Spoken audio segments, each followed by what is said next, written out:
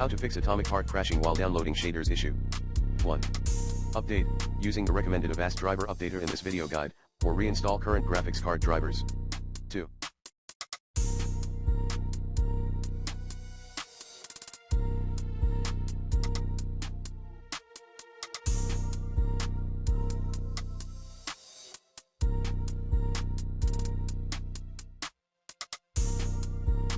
Try verifying the game files in your Steam agent. 3.